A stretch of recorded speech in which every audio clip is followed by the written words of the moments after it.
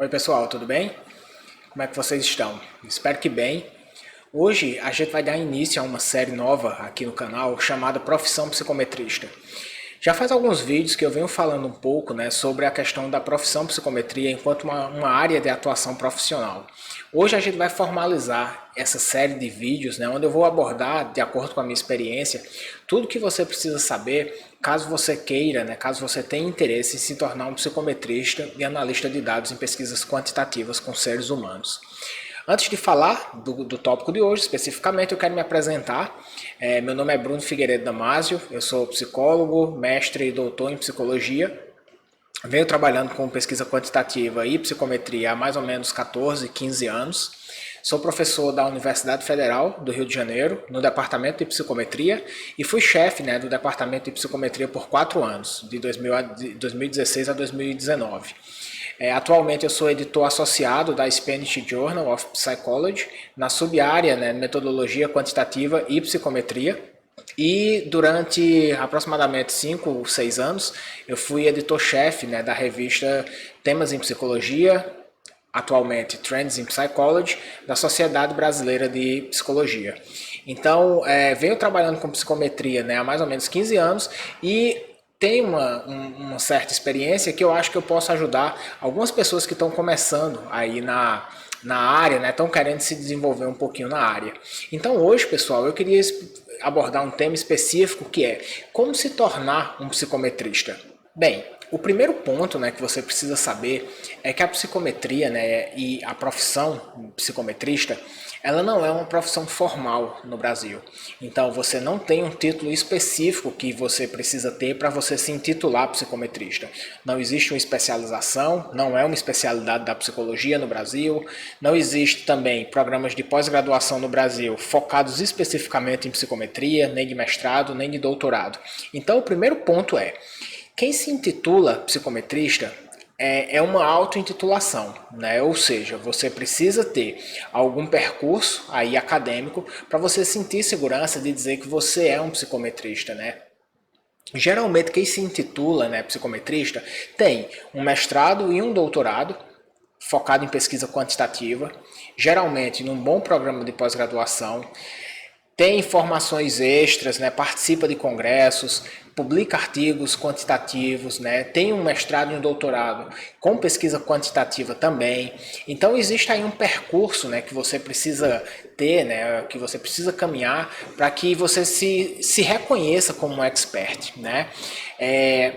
E por que eu digo que você se reconheça como expert? Tem um ponto importante aí que é a questão da autodenominação, como você se percebe, mas tem também um ponto importante que eu vou abordar ao longo desse vídeo, que é a questão do reconhecimento externo. Essas duas coisas elas precisam caminhar juntas, tá? E eu acho que ao longo da sua trajetória, quando você vai trabalhando, você vai fazendo suas pós-graduações, você vai publicando artigos científicos, você vai prestando serviços de consultoria, você vai se tornando imprescindível, digamos assim, em alguns grupos de pesquisa, trabalhando em colaboração, você vai tanto ganhando confiança para você se autodenominar e você também vai sendo reconhecido pelos pares como uma pessoa que maneja bem a análise de dados, uma pessoa que tem essa expertise. Então, assim, tanto a autodenominação quanto o reconhecimento externo são duas vias de mão dupla, que elas são indissociáveis no meu ponto de vista. O aval externo ele é extremamente importante, porque ele também vai passar credibilidade para você seguir essa profissão. Não adianta de nada você ter uma noção de que você é um psicometrista, que você atua bem com pesquisa quantitativa, com análise de dados, mas outras pessoas não sabem disso, outras pessoas não conhecem essa sua competência. Você teria aí um espaço de atuação extremamente limitado. Então, assim, pensando nisso, que você precisa ganhar essa confiança e você precisa mostrar para os outros que você entende de análise de dados, eu vou dar algumas dicas, algumas diretrizes sobre como você pode conduzir a sua formação para que você ganhe, em relativo curto prazo, esse conhecimento e esse reconhecimento. O ponto número 1, a principal coisa que você precisa fazer e a primeira coisa que você precisa fazer é aprender análise de dados. Então, esse obviamente é o passo mais trivial de todos, Por quê? Porque Análise de dados, né, é o trabalho da psicometria, né? A psicometria é a mensuração de características psicológicas, né, é mensuração quantitativa. Então, você saber trabalhar com pesquisa quantitativa é o passo fundamental. Então, você precisa conhecer vários softwares diferentes, vários procedimentos de análise, análises univariadas, análises multivariadas, análises fatoriais exploratórias, análises fatoriais confirmatórias, modelagem por equações estruturais, teoria de resposta ao item, né? Então existe um corpo de análise de dados que você precisa aprender, você precisa dominar, porque isso vai ser parte inerente do seu trabalho, né? E por que isso é importante, né? Assim, bem, primeiro, porque como eu acabei de mencionar, isso é o fazer da psicometria, né? O fazer básico da psicometria. E você precisa, né, na verdade, ter esse domínio para que você se sinta seguro também, né? Se você vai se inserir num novo contexto, você precisa dominar ele para que você possa performar bem. Então, ponto número 1, aprenda análise de dados. A minha sugestão número 2 é você buscar um programa de pós-graduação que seja reconhecido, né? Um renomado programa de pós-graduação, renomado em pesquisa quantitativa, né? Como eu falei, né, ter um título de mestrado e um título de doutorado é um fator importante para que você possa facilitar um pouco o processo de aquisição de conhecimento, mas que você também possa ser reconhecido, né, como um psicometrista pela comunidade, né? Se você puder, se você tiver acesso a isso, e mesmo se você não tiver acesso na sua localização, mas você tiver disposição, né, engajamento de buscar essas formações em outros centros, eu sugeriria que você buscasse fazer um mestrado e um doutorado em programas de pós-graduação com notas na CAPES 6 ou 7. Tá? 6 ou 7, que são as duas melhores notas, né? E por que eu recomendo isso? Assim, porque, olha, geralmente programas que têm essa qualidade, que têm essa excelência, eles vão ter, primeiro, uma série de disciplinas de análise de dados. Então você vai ter disciplinas específicas, né, de psicometria, geralmente disciplina de psicometria básica, psicometria avançada.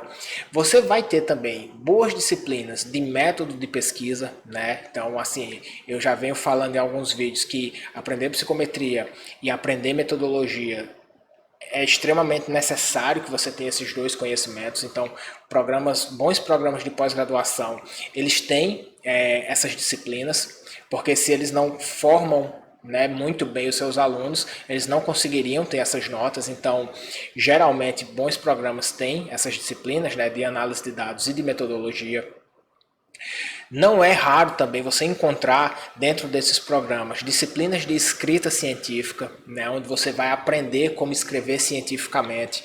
Então, isso é um ponto extremamente importante, que daqui a pouco eu vou abordar também, né, como você precisa, né, expor, né, através de artigos científicos esse seu conhecimento. Então, bons programas de pós-graduação geralmente têm disciplinas de escrita científica. E esses programas também, é um requisito extremamente importante para essas notas, parcerias internacionais. Então, o ambiente acadêmico ele é muito efervescente. Ele tem uma coisa que programas com notas mais baixas geralmente não têm. Então, você vai ver o tempo todo palestras de pesquisadores reconhecidos, os orientadores, né, desse programa trazendo convidados externos de vários lugares do mundo. Esses mesmos pesquisadores, que no seu caso, né, se você estiver dentro de um programa desse, será os seus orientadores. Eles vão ter esse trânsito, né, internacional. Isso vai abrir milhares de portas para você, tanto em termos de parceria, quanto de escrita de artigo científico com colaboração internacional, até mesmo também oportunidades de fazer um estágio de mestrado, um doutorado sanduíche, né? Então, assim, você está dentro de um programa forte vai facilitar muito, muito a sua vida em termos de desenvolvimento profissional.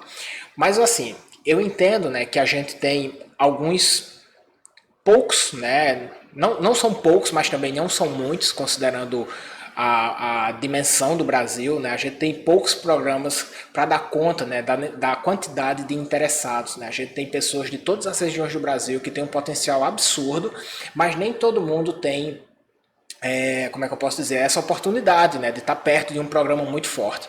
Então, assim, a grande verdade é que se você for muito interessado, você vai aprender. você vai aprender, você vai buscar, você vai, né, por conta própria, né, ter a motivação intrínseca de simplesmente se desenvolver. Do mesmo modo que pessoas que não são tão boas, não são tão interessadas, não são tão engajadas, podem estar no melhor programa de pós-graduação e ser um aluno mediano, né, um aluno que não vai tirar proveito de tudo que a instituição oferece. Então, assim, não se preocupe, né, se você não tiver acesso a esses programas, com bom esforço você chega lá também. De todo modo, vale a pena salientar, né, assim, que programas que têm uma nota na CAP 6 e 7, eles têm algumas vantagens financeiras, né? Assim, eles são programas que recebem mais bolsa, né? Tanto bolsas para os alunos fazerem a sua pós-graduação, seu mestrado, seu doutorado, e também são programas, né, que têm mais oportunidades de você enviar o aluno para fazer um estágio internacional, né, um estágio de mestrado, mas principalmente o que a gente chama de doutorado sanduíche, né, que é quando você faz uma parte do seu doutorado ou até mesmo o seu doutorado inteiro fora do Brasil e com bolsa, né? Então, assim, a gente sabe o quanto esses recursos financeiros eles são importantes para a pessoa se manter com um menor nível de estresse, né, na pós-graduação. Então, se você puder buscar programas de excelência, você aumenta a sua chance de ter bolsa, né? Isso facilita um pouco a sua vida, né? Que aí você não vai precisar tanto disputar, né, a atenção para a sua formação de mestrado e doutorado com questões profissionais, né, um outro emprego, etc. Então, assim, isso é um outro ponto importante, né? Assim, porque você, eventualmente, você está dentro desse programa, você tem uma bolsa, você tem a oportunidade de fazer uma pós-graduação fora, né? Um estágio de mestrado ou doutorado sanduíche lá fora, isso não é apenas uma linha no seu currículo, né? Porque é um ciclo, né? É como se fosse uma bola de neve, né? Então, assim, não é apenas uma linha no seu currículo, porque você vai fazer parcerias internacionais, você vai conhecer grupos de pesquisa que são fortes, você vai ter muito mais acesso a possibilidades de publicação científica com grupos internacionais. Então, assim, existe uma série de benefícios que, em sendo possível, eu não deixaria de lado cogitar essa possibilidade. E aí eu quero contar um pouco, né, da minha trajetória, né, como é que se deu aí um pouco a minha formação.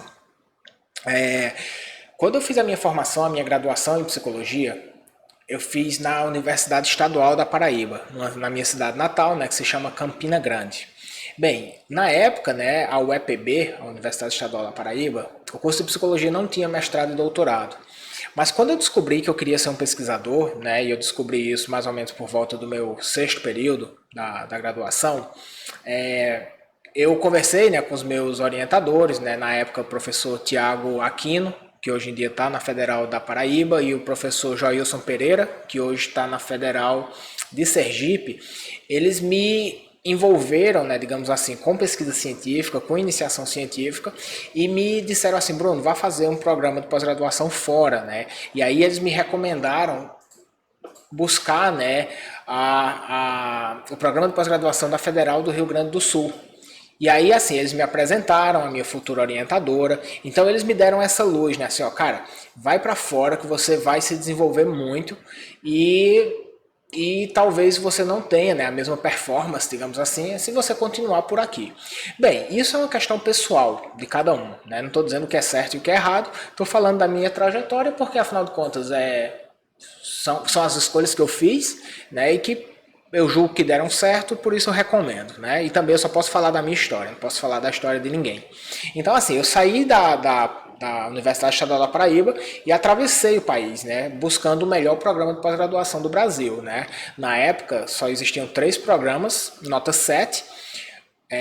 Um era a URGS, que foi para onde eu fui, e outros 2 eram em São Paulo, né, mas eram programas específicos, um de análise do comportamento e outro de psicobiologia, né? Então não era a área que eu queria seguir. Então, assim, basicamente eu atravessei o país, fui para a URGS e lá eu tive oportunidades que seria muito difícil de encontrar em outros lugares, né? Então, durante o mestrado, né, eu tive a oportunidade de fazer um estágio de mestrado, né, acompanhando a minha esposa, que foi fazer o doutorado sanduíche na Itália, né, num centro de pesquisa em psicometria e estatística, né, lá na Itália. A gente teve a oportunidade de lecionar disciplinas de análise de dados, de psicometria, lecionar disciplinas em inglês, A gente teve acesso a diversos bancos de dados, né? Então, a partir dessa experiência, a gente teve publicações internacionais, a gente lecionou, né, cursos de extensão menores, né, assim, para alguns grupos de pesquisa lá, de análise de dados. Então, uma experiência riquíssima, né, que muito provavelmente eu não teria, né, eu teria outras experiências em outros lugares, mas essa é realmente assim, eu tenho certeza que por eu estar no programa da URGS, que é um programa forte, com milhares de conexões no mundo inteiro, isso facilitou muito aí eu expandir um pouco esse meu contato, né, com pesquisa no mundo todo. Então, assim, é o que eu indico, né? Você podendo, você busque fazer essa formação nos melhores lugares do país. Uma outra recomendação que eu dou é publique artigos científicos em grandes revistas nacionais e internacionais. A publicação científica, ela dá um status de expertise que, na minha opinião, nenhuma outra experiência dá, né? Existe inclusive, né, um termo, né, na academia que é publish or perish, né, publique ou pereça, né, dando a ideia de que se você não publicar, você vai se tornar esquecido, né, você vai se tornar aí uma pessoa não lembrada. Então, assim, mesmo que a profissão psicometrista ela não seja necessariamente uma profissão acadêmica, uma profissão dentro das universidades, né? Inclusive eu venho falando muito sobre isso, né? Também a questão das consultorias em análise de dados. Mesmo que você não venha ou não tenha o interesse de ser um professor, um pesquisador, a publicação científica ela é importante, tá? Por quê? Qualquer trabalho de consultoria em psicometria, ela é sempre, sempre, sempre um trabalho de pesquisa, né?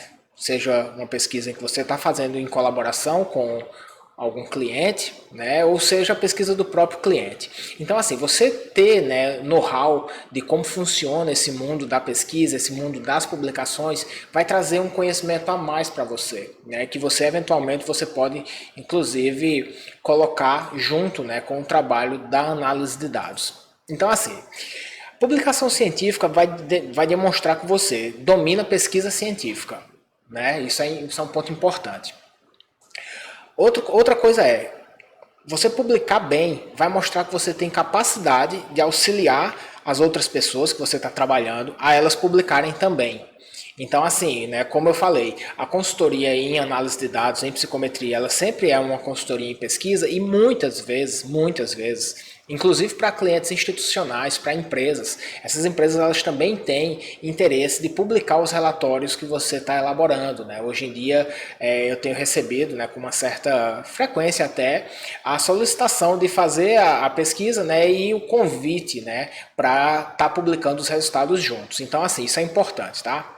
Um terceiro indicador é que publicar cientificamente mostra que você está atualizado, que você sabe, né, você está por dentro do jogo da coisa, né? Então isso vai trazer aí mais uma fonte de relevância para você, né? Dizer assim, olha, a pessoa sabe, não só sabe o que faz, mas ela está atualizada, ela está dentro, né, do mundo acadêmico, do mundo da pesquisa, então isso é interessante. E como eu acabei de mencionar, né, você consegue auxiliar as pessoas com as quais você está trabalhando para além da análise propriamente dita, tá?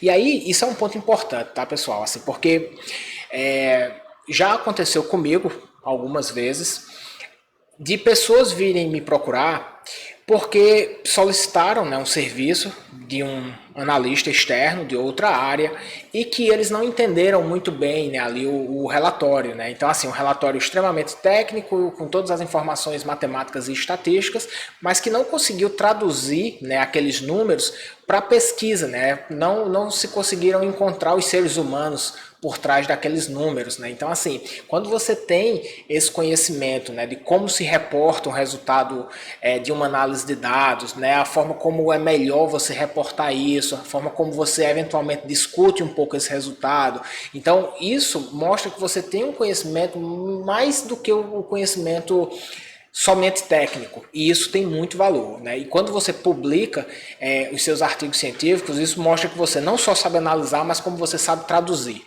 tá? Então não se esqueçam disso.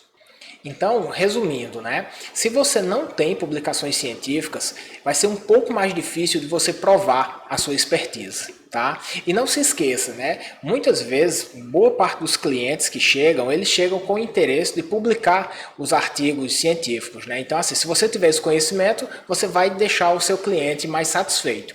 E também, né, se você estiver fazendo consultoria, eventualmente, para uma grande empresa, para uma instituição, você consegue pegar e deixar aquele relatório num formato um pouco mais amigável do que meramente a saída, né? Meramente o output do programa, né? Então você tendo conhecimento de como se reporta, você consegue melhorar também esses relatórios.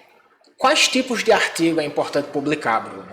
Bem, todo artigo é bem-vindo, né? Então, assim, se você trabalha com pesquisa quantitativa, se você quer ser reconhecido como psicometrista, né, como uma pessoa que domina, é importante que a maioria dos seus artigos eles sejam, obviamente, de pesquisas quantitativas, né?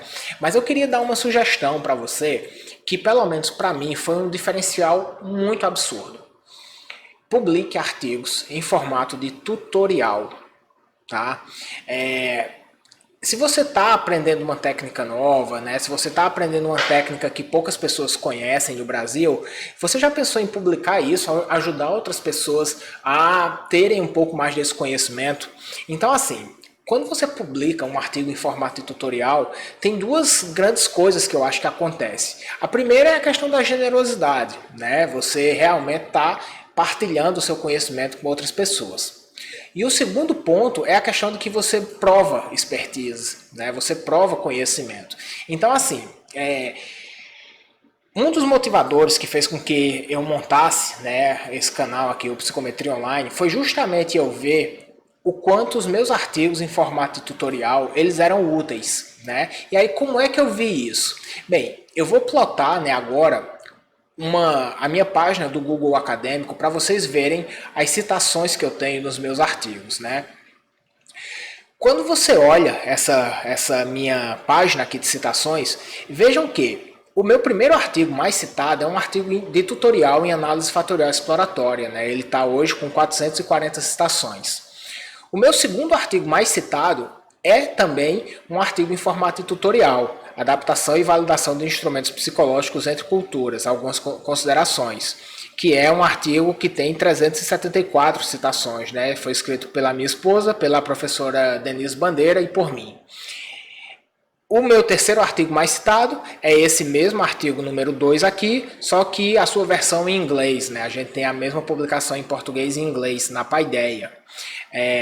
O meu quarto artigo citado, não por coincidência, é mais uma vez um tutorial. Olha só que legal. Considerações, né, contribuições da análise fatorial confirmatória multigrupo na avaliação de invariância de instrumentos psicométricos.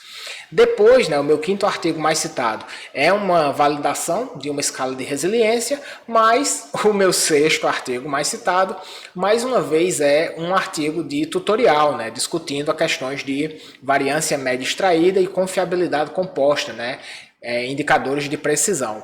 Então vejam, pessoal, que quando você escreve artigo em formato tutorial, você vê, né, pelo menos aconteceu comigo, eu vi uma grande relevância desses trabalhos, né? Então, assim, eles são citados, né, porque as pessoas precisam, né? Eles usam essas referências, eles usam esses artigos. Então, assim, citação, em última instância, mostra valor, né? As pessoas gostam e precisam desse tipo de material. Então, depois, né, desses artigos aqui, eu elaborei, né, também junto com a minha esposa, esse livro aqui, né, que é o Manual de Desenvolvimento de Instrumentos Psicológicos, que ele é um livro, né, onde a gente conta com a colaboração de dezenas de pesquisadores, né, cada um escreveu um capítulo desse livro, e é um livro também que está sendo super reconhecido, né, a turma está gostando bastante.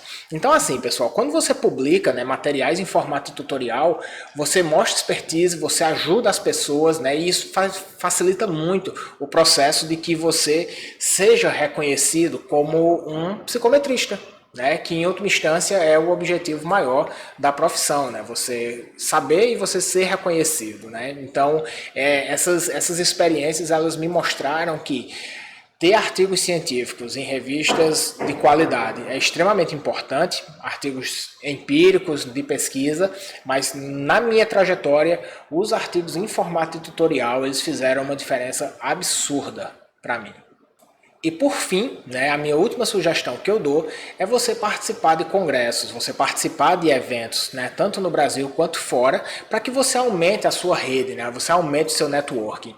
Vejam que você ser reconhecido como psicometrista e você divulgar o seu trabalho está muito associado a você ter contato com pessoas, né? Então, assim, não dá para você construir uma carreira sozinho, isolado no seu laboratório, isolado na sua sala, principalmente se você estiver numa região onde você não tem um centro forte, né? Então, assim, faça contatos, faça bons contatos, faça amizades. Vai parecer um pouco de coaching de carreira, mas assim, ó, a área da psicometria no Brasil, ela tem pessoas que são fantásticas, tem pessoas muito boas, e a gente tem um grupo de amigos, onde a gente não só compartilha conhecimento, onde a gente não só busca nessa formação, mas a gente coopera, né? Inclusive, né, eu até estava pensando se eu falava ou não sobre isso, mas essa semana agora que passou, né, a primeira semana de março, a gente aprovou, né, um grupo de trabalho na ANPEP, que é a Associação Nacional de Pesquisa em Pós-Graduação em Psicologia, sobre psicometria, né? Então, o Ricardo Prime vai ser o coordenador, junto com o Carlos Nunes, e tem uma série de membros aí, né? Inclusive eu faço parte.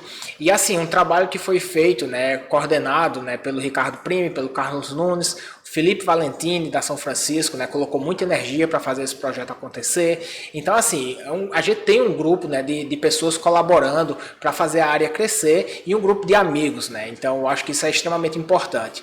Faça rede e faça uma rede do bem, né? Sozinho ninguém chega muito longe, beleza? Então, por hoje era isso. Fiquem bem e um grande abraço.